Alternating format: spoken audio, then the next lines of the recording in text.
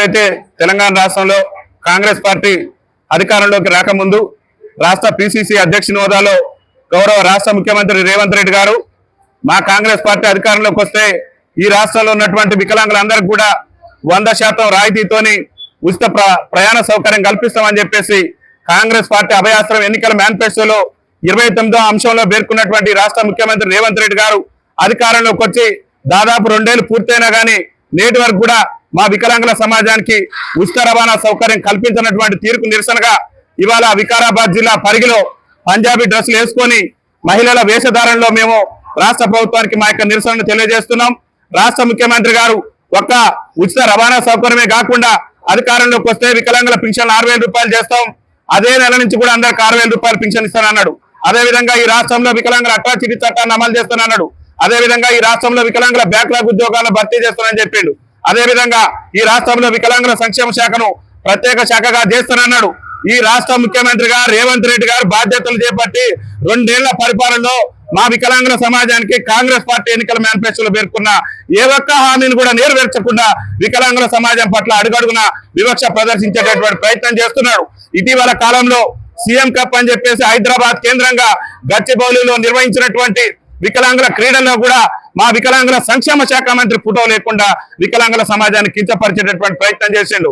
రాష్ట్ర ముఖ్యమంత్రి గారు రేవంత్ రెడ్డి గారు ఈ మధ్య కాలంలో పక్కనున్నటువంటి ఆంధ్రప్రదేశ్ రాష్ట్ర ముఖ్యమంత్రి వారి గురువు గారు చంద్రబాబు నాయుడు గారు తెలంగాణ రాష్ట్రానికి వచ్చినప్పుడు మేము ఆంధ్రప్రదేశ్ తో అభివృద్ధిలో పోటీ పడతామని చెప్పిండు. అక్కడ ఉన్నటువంటి ఆంధ్రప్రదేశ్ రాష్ట్ర ముఖ్యమంత్రి చంద్రబాబు నాయుడు గారు వికలాంగులకు ఉచిత రవాణా సౌకర్యం కల్పిస్తే మరి అభివృద్ధిలో పోటీ పడతామని చెప్పినటువంటి రాష్ట్ర ముఖ్యమంత్రి రేవంత్ రెడ్డి గారు ఎందుకు ఈ అక్కడ ఫ్రీ బస్సు వికలాంగులకు ఇచ్చినప్పుడు ఇక్కడ ఎందుకు ఇవ్వలేదో ఈ రాష్ట్ర ముఖ్యమంత్రి రేవంత్ రెడ్డి గారు సమాధానం చెప్పాలి. అక్కడ తీవ్ర వైకల్యంతో బాధపడుతున్న మా వికలాంగుల సోదరులకు చంద్రబాబు నాయుడు ప్రభుత్వం 15,000 రూపాయలు ఇస్తుంది. రేవంత్ రెడ్డి గారు గత ముఖ్యమంత్రి కేసీఆర్ ఇచ్చినటువంటి 4,000 రూపాయలు 16 రూపాయలు పింఛన్ మాత్రమే ఇస్తూ మా పొట్టగొట్టేటటువంటి ప్రయత్నం చేస్తున్నాడు. ఇవాళ చాలని పింఛన్లతోని నరకయాత్ర అనుభవిస్తూ దుర్భర జీవితాలు గడుపుతున్న మా వికలాంగుల సమాజానికి మీ కాంగ్రెస్ పార్టీ ఎన్నికల మేనిఫెస్టోలో చెప్పిన ప్రకారం వెంటనే ఆర్టీసీలో ఉచిత రవాణా సౌకర్యం కల్పించాలి.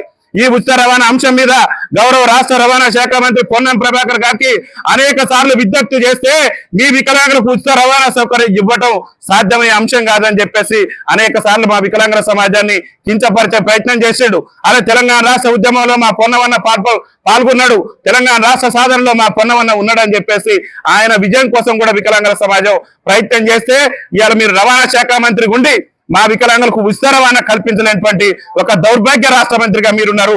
తక్షణమే పొన్నం ప్రభాకర్ గారు ఆయన రాష్ట్ర మంత్రి పదవికి రాజీనామా చేసి వికలాంగుల సమాజానికి క్షమాపణ చెప్పాలని చెప్పేసి మేము డిమాండ్ చేస్తున్నాం. వికలాంగులకు ఆర్టీసీలో 100% ఉచిత ప్రయాణ సౌకర్యం కల్పించకుంటే రాష్ట్ర ముఖ్యమంత్రి రేవంత్ రెడ్డి గారికి ముచ్చెమటలు పట్టించే విధంగా రాష్ట్ర వ్యాప్తంగా పెద్ద ఎత్తున ఉద్యమ కార్యాచరణ తీసుకొని ఆయన ప్రాతినిధ్యం వహిస్తున్నటువంటి కొడంగల్ కేంద్రంగానే వేలాది మంది వికలాంగులతోనే త్వరలోనే వికలాంగుల ఆవేదన దీక్షను కూడా నిర్వహించబోతున్నాం. ఎందుకు ఆవేదన దీక్ష నిర్వహించబోతున్నాం అంటే ఈ దేశంలో ఉన్న ముఖ్యమంత్రులలో అందరికంటే కూడా వికలాంగుల సమాజం పట్ల వివక్ష ప్రదర్శిస్తున్నటువంటి ముఖ్యమంత్రి రేవంత్ రెడ్డి. ఎందుకు చెప్తున్నామంటే రేవంత్ రెడ్డి ముఖ్యమంత్రి అయిన కాంచి ఏనాడు మా వికలాంగుల దినోత్సవంలో పాల్గొనలేదు. గతంలో కేసీఆర్ గారు ముఖ్యమంత్రిగా ఉన్నప్పుడు మా వికలాంగుల దినోత్సవానికి జిల్లాకు 70 ఏళ్ళు వచ్చాయి. రేవంత్ రెడ్డి గారు ముఖ్యమంత్రి అయిన తర్వాత కేవలం 50,000 రూపాయలు మాత్రమే వస్తున్నాయి. అంటే వికలాంగుల సమాజాన్ని అడుగడుగున అణచివేయటమే రేవంత్ రెడ్డి గారు లక్ష్యంగా పెట్టుకున్నారు. రేవంత్ రెడ్డి గారు ముఖ్యమంత్రి అయిన తర్వాత ఎంఎస్ఎంఈ పాలసీ అని తీసుకొచ్చిండు. ఆ ఎంఎస్ఎంఈ పాలసీలో గతంలో కిరణ్ కుమార్ రెడ్డి గారు ఉమ్మడి ఆంధ్రప్రదేశ్ ముఖ్యమంత్రిగా ఉన్నప్పుడు ఆయన పరిశ్రమల రంగంలో వికలాంగులకు రిజర్వేషన్ ఇచ్చిండు. రేవంత్ రెడ్డి గారు ముఖ్యమంత్రి అయిన తర్వాత ఆ ఉన్న రిజర్వేషన్ కూడా ఎత్తేసి మా పట్ల రాష్ట్ర ముఖ్యమంత్రి రేవంత్ రెడ్డి వివక్ష ప్రదర్శించేటువంటి ప్రయత్నం చేస్తున్నాడు. మేము ప్రజాస్వామ్యబద్ధంగా శాంతియుత మార్గంలో మేము నిరసనలు జరిపినా కానీ మా మీద అక్రమ కేసులు పెట్టి అక్రమంగా మమ్మల్ని నిర్బంధించేటటువంటి ప్రయత్నం చేస్తున్నాడు. రేవంత్ రెడ్డి ప్రభుత్వ బెదిరింపులకు భయపడబోము. అతి త్వరలోనే ఆయన ప్రాతినిధ్యం వహిస్తున్నటువంటి కొడంగల్ కేంద్రంగా వేలాది మంది వికలాంగులతోని ఆవేదన దీక్ష నిర్వహిస్తాం. ముఖ్యంగా రేవంత్ రెడ్డి ప్రభుత్వానికి ఈ పరిగిలో పంజాబ్ డ్రెస్ వేసుకొని పరిగి బస్ స్టేషన్ లో Hi, I'm here Lohit Kumar. Please subscribe Jawab TV, share it, like it, comment it.